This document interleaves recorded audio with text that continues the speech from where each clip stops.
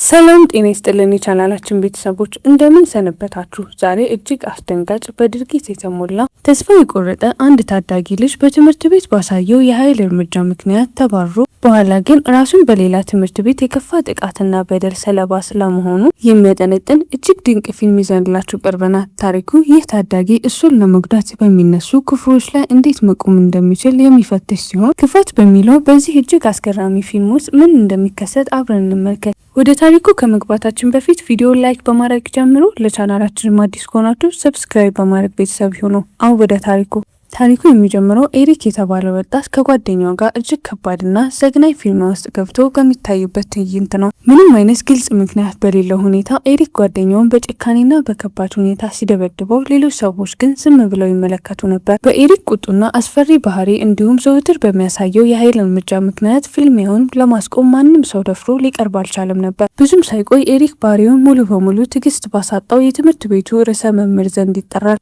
በዚህ ምክንያት ኤሪክ ወዲያውኑ ከትምህርት ቤት እንዲባረር ይደረጋል። ኤሪክ ወደ ቤት ሲመለስ ለዚህ መባረር ምክንያት በሆነው አደጋ የእንጀራ አባቱ በጭካኔ ይቀጣዋል። እናቱ ቅጣቱንም እያወቀች ቢሆንም ይህ ቅጣት ጥሩ ትምህርት ይሰጠዋል ብላ ስለምታመን ድርጊቱን ለማስቆም ምንም አይነት ጥረት አታደርግም። ቆየት ብሎ እናቱ ኤሪክ ጠበቃ ከሆነውና ጋነር ከተባለ የቅርብ ጓደኛው ጋር እንዲገናኝ ትጠይቀዋለች። ጋነርም ለኤሪክ የግል ስራ ካርዱን ይሰጠውና በማንኛውም ጊዜ ችግር ውስጥ በሚወርቅበት ወቅት እንዲደውልለት ይነግረዋል። ግራ የተጋባው ኤሪክ ጋነር ከሄደ በኋላ ካርዱን በዝምታ ይመለከታል። በመቀጠልም እናቱ ከትምህርት ቤቱ በመባረሩ የተሰማትን ከፍተኛ ብስጭትና ተስፋ መቁረጥ ትገልጽለታለች። ኤሪክን በሌላ ትምህርት ቤት እንዳስመዘገበችው ትነግረዋለች። ይህ አዲሱ ትምህርት ቤት ስቴጀንስበርግ የተባለ የወንዶች ብቻ የቦርዲንግ ትምህርት ቤት ነው። ይህ የእሱ የመጨረሻ እድል እንደሆነና ያለፈው ስህተት ዳግመኛ እንዳይደግመው ኤሪክን በጥብቅ ታስጠነቅቀዋለች። ኤሪክም ምክሯን በጥሞና ካዳመጠ በኋላ በተስማሚነት ራሱን ይነቀንቃል። በጥሩ ሁኔታ ለመመላለስ ትምህርቱንም ለማጠናቀቅና እናቱን ዳግመኛ ላለማሳዘን ቃል ይገባላታል። ኤሪክ የትምህርት ቤቱን ዩኒፎርም ለብሶና ጸጉሩን አሳጥሮ ተቆርጦ ወደ አዲሱ ትምህርት ቤት ይደርሳል። እዚያም ከክፍሉ እጅግ ብልህ ተማሪ እንደሆነ የምታውቀው ፒየር የተባለውን የክፍል አጋሩን ያገኛል። ፒየር እጅግ ደግና ተቀባይ ሆኖ በመገኘቱ ሁለቱም ልጆች በፍጥነት የጠበቀ ወዳጅነት ይመሰርታሉ። ምሽት ሲመጣ ኤሪክና ፒየር እራት ለመብላት ወደ መመገቢያ አዳራሹ ያመራሉ። እዚያም ኤሪክ ዮሐን የተባለ ተማሪ ያገኛል። በትምህርት ቤቱም ውስጥ ጥብቅ የሆኑ ልማዶችን እንዳሉ ተማሪዎችንም በማህበራዊ ደረጃ መሰረት አያያዝ እንደሚደረግላቸው ዮሐን ያስረዳቸዋል። ብዙም ሳይቆይ ከኤሪክ አጠገብ ተቀምጦ የነበረ ተማሪ ኦቶና ጉስታፍ በተባሉ ሁለት ከፍተኛ ተማሪዎች ይጠራል። ያ ተማሪ ከተራና ምስኪን ቤተሰብ የመጣ ሲሆን ኦቶ እና ጉስታፍ ግን ከሀብታምና ከመሳፍንት ከከበርቴ ቤተሰብ የተወለዱ ነበሩ።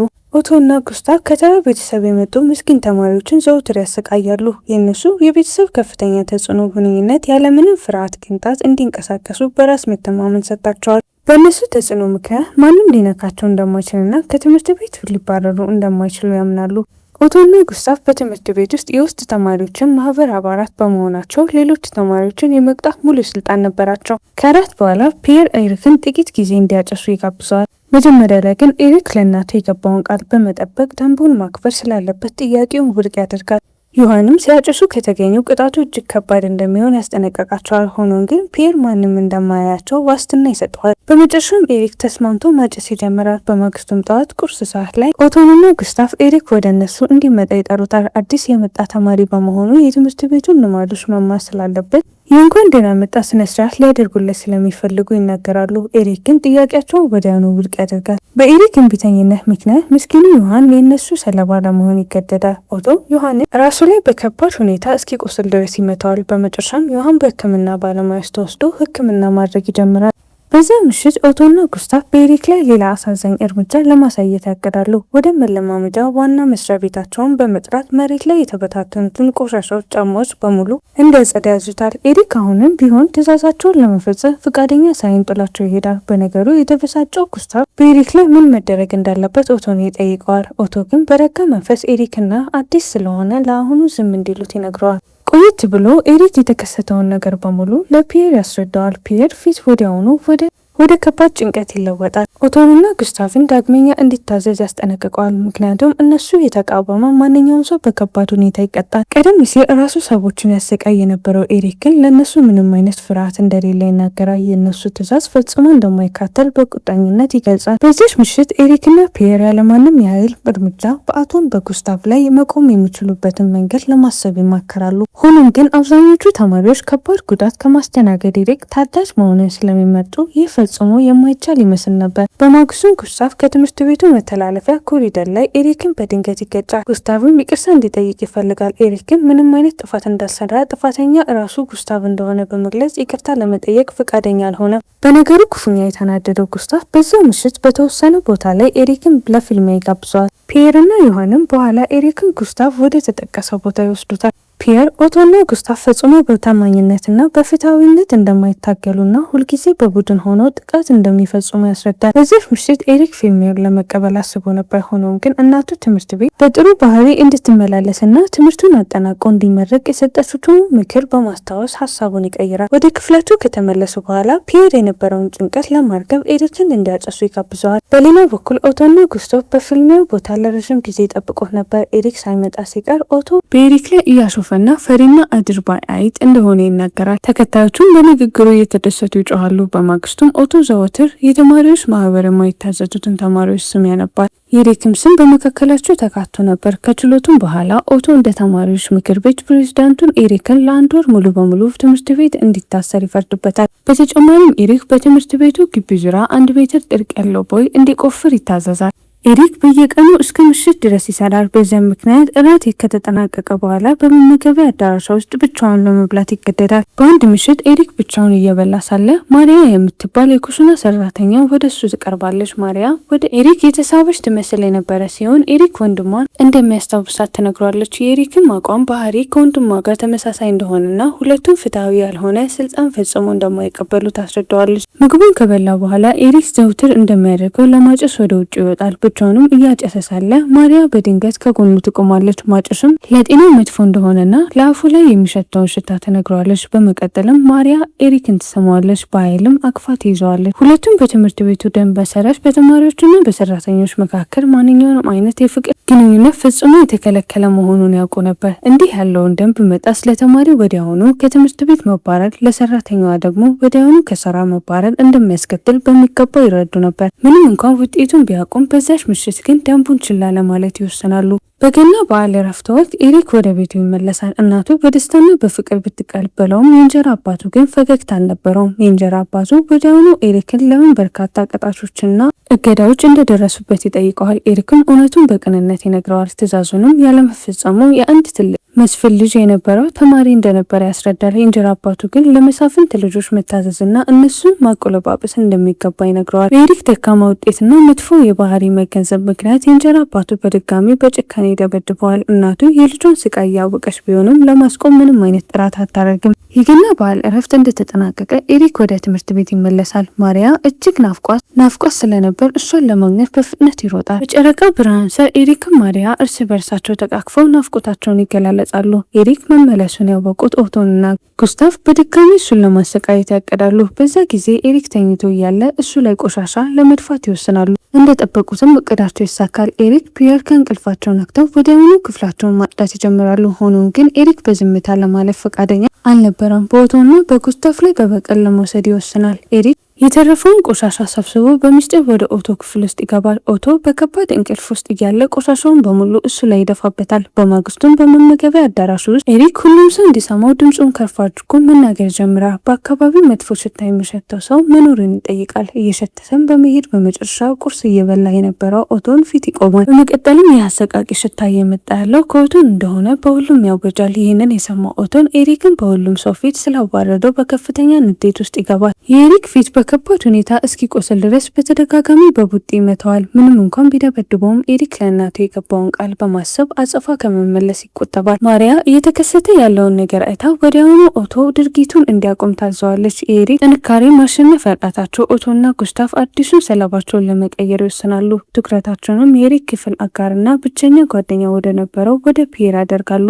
በመመገቢያ አዳራሽ ውስጥ እያሉ ኦቶ ፒየርን ወደሱ እንዲመጣ ይጠራዋል። ፒየር ግን ምንም ጥፋት እንዳልሰራ በማመን ለመሄድ ፈቃደኛ አይሆንም። ኦቶ ግን ወደ ኋላ አያፈገፍግም። የመጨረሻውን የትምህርት ሰዓት ከተጠናቀቀ በኋላ ፒየር ለፊልም ይጋብዘዋል። ሳይመጣ ቢቀር ግን ከባድ ቅጣት እንደሚጠብቀው ያስጠነቅቀዋል። ኦቶና ጉስታቭ ፒየርን ሆን ብለው የመረጡት ኤሪክን ለማስቆጣት አስበው ነበር። ኤሪክ የቅርብ ጓደኛው ጥቃት ሲፈጸምበት ዝም ብሎ እንደማይመለከት ያውቃሉ። ከዚያ በኋላ በኤሪክ ላይ ከፍተኛ ፍርሃት ለመልቀቅና ዳግመኛ ማንንም ተማሪ እንዳይቃወማቸው ለማድረግ አቅደው ነበር። በዚያ ምሽት ፒየር ፊልማውን ለመቀበል ይገደዳል። ፒየር ብቻውን ወደ ፊልማ ቦታ ሲደርሱ ኦቶ እና ጉስታቭ ግን በተከታዮች ተከበው ይጠብቁት ነበር። ፒየር ከኦቶ ጋር ለመዋጋት ቢሞክርም የአካል ጥንካሬያቸው ግን ፈጽሞ እኩል አልነበረም።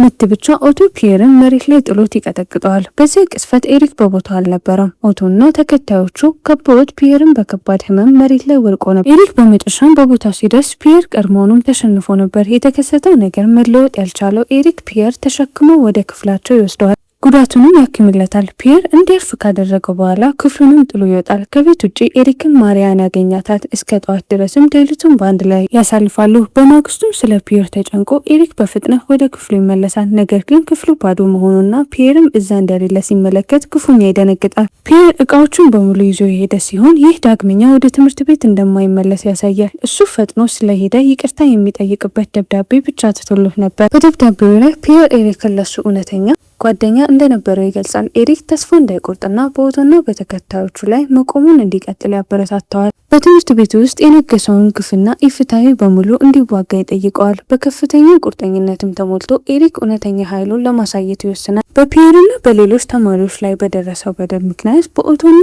በተከታዮቹ ላይ በቀል ለመውሰድ ይሞላል። ኤሪክ ጉስታቭን በመመገቢያ አዳራሽ ውስጥ አግኝቶ በአንድ ሰዓት ውስጥ በፍልሚያ ውስጥ እንዲገናኙ ይጋብዘዋል። ምንም እንኳን ኤሪክ ብቻውን ቢሆንም ከሱ ይልቅ ትላልቅ ጠንካራ ከሆኑ ከጉስታቭና ከቮን ሸከን ጋር ይጋፈጣል። ምንም እንኳን ትላልቅ ቢሆኑም እነሱ ግን በቤተሰቦቻቸው ተጽዕኖ ላይ ብቻ የሚተማመኑ ፈሪዎች ነበሩ። በፊልሙ ከፍተኛ ልምድ ያለው ኤሪክ ያለምንም ትልቅ ጥረት ሁለቱንም በቀላሉ ያሸንፋቸዋል። የጠንካራ ደጋፊዎቹን መሸነፍ የተመለከተው ኦቶ ሙሉ በሙሉ ደንግጦ መናገር እንኳን አቃተዋል። ኤሪክም ቀጣዩ ተራ የእሱ እንደሆነ ለኦቶ ያስጠነቅቀዋል። ኦቶ ጋር ከመጋፈጡ በፊት ኤሪክ ማሪያን ለመፈለግ ወደ ትምህርት ቤቱ ኩሽና ያመራል። እዛ የምትሰራ አንዲት ሴት ግን ማሪያ ከስራ ተባራ ትምህርት ቤቱን ጥላ እንደሄደች ትነግረዋለች። ማሪያ ለሱ ትታ የሄደችው ደብዳቤ ለኤሪክ ትሰጠዋለች። ኤሪክ ደብዳቤውን ሲያነብ ልክ በፒየር መጥፋት እንደተሰማው ሁሉ በእሷ ድንገተኛ መሄድ ክፉኛ ልቡ ይሰበራል። ከኦቶ ተከታዮች አንዱ ኤሪክን ከኩሽና ሰራተኛ ደብዳቤ ሲቀበል ይመለከተዋል። ወዲያውኑ ይህንን መረጃ ለኦቶ ይነግረዋል። ኦቶም ወዲያውኑ ወደ ኤሪክ ክፍል በመሄድ ሰዎቹን የኤሪክን እቃዎች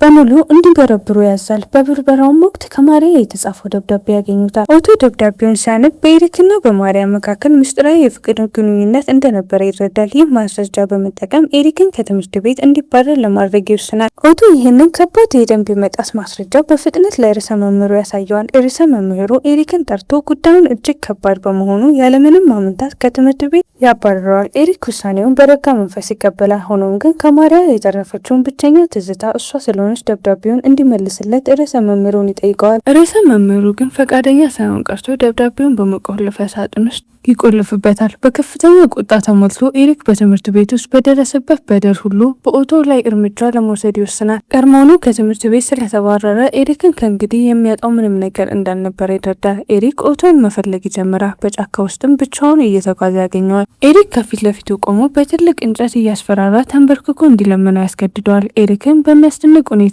ኦቶ ወዲያውኑ በፍርሃት ይንበረከካል። በድንጋጤ ተውጦ ህይወትን እንዲያተርፍለት ለኤሪክ $10,000 ለመክፈል ሀሳብ ያቀርባል። ኤሪክ ግን ጥያቄውን አይቀበልም። ኤሪክ ሊመታው ሲዘጋጅ ኦቶ ሙሉ በሙሉ ተስፋ ቆርጦ ማልቀስና በፍርሃት ማስታወክ ይጀምራል። ኤሪክ የኦቶን ፊት ይዞ ምስኪኖችንና ደካሞችን ማሰቃየት ከሚወደው ከኦቶ የተለየ ሰው መሆኑን ይነግረዋል። እሱንም እንደማይገድለውም ይገልጽለታል። ከዚያ በኋላ ኤሪክ እቃዎቹን ለመጠቅለል ወደ ትምህርት ቤት ይመለሳል። በማንኛውም ጊዜ በከባድ ችግር ውስጥ በሚወርቅበት ወቅት እንዲደውሉለት የነገረው ያንኑ ጠበቃ ጋነር ያስታውሰዋል። ኤሪክ ወደ ጋነር ይደውላል። ጠበቃውንም በአጭር ጊዜ ውስጥ በትምህርት ቤቱ ይደርሳል። የኤሪክ ታሪክ በሙሉ ከሰማ በኋላ ጋነር ከኤሪክ ጋር በመሆን ርዕሰ መምህሩን ለማግኘት ወደ ቢሮ ያመራል። በዚያም ወቅት ርዕሰ መምህሩ በቢሮ ውስጥ ከበርካታ መምህራን ጋር እየጠጣ ነበር። ኤሪክ በትምህርት ቤቱ እንዲቆይ እንዲፈቅድላትና የማሪያ ደብዳቤ እንዲመልስለት በድጋሚ ጠይቃል። ርዕሰ መምህሩ መጀመሪያ ላይ ፈቃደኛ አልነበረም። ጋነር ግን በመካከላቸው ጣልቃ በመግባት ትምህርት ቤቱ ውስጥ በሰራተኞቹ እየታወቀ ችላ የተባለው የተማሪዎች ጥቃት በደል እና ማህበራዊ መደብ መድሎ ለህዝብ ይፋ እንደሚያደርገው ያስፈራረዋል። ሌላ ምንም አይነት አማራጭ የሌለው ርዕሰ መምህሩ የኤሪክን ጥያቄ ሙሉ በሙሉ ለመቀበል ይስማማል። ደብዳቤውን ይመልስለታል። የኤሪክ መባረር ይሰርዛል። እንዲሁም በወቅቱ ይመራ የነበረውን የተማሪዎች ምክር ቤት በሙሉ ይሰርዘዋል። በመጨረሻም ኤሪክ ለጋናች ታላቅ ምስጋና ያቀርባል። ትምህርቱን በጥሩ ሁኔታ ለመቀጠል የወቅቱን አምባገነናዊ አገዛዝ ሙሉ በሙሉ ለማስቆም ይችላል። ኤሪክ የቀረውን ትምህርት ዘመን በሰላም አሳልፎ የምረቃ ዕለት ይደርሳል። እናቱ ኤሪክ በትምህርቱ ባስመዘገበው ድንቅ ስኬት እጅግ ኩራትና ደስታ ይሰማታል። ሆኖም ግን የእንጀራ አባቱ ኤሪክ በባህሪው መመስገን ላይ ዝቅተኛ ውጤት በማግኘቱ አሁንም አልረካም ነበር። የእንጀራ አባቱ በድጋሚ ኤሪክን ለመምታት ሲሞክር ኤሪክ በመጨረሻም አጸፋውን ይመልሳል። በዚህ ቤት ውስጥ ከእንግዲህ በኋላ ማንም የኃይል እርምጃ እንደማይኖር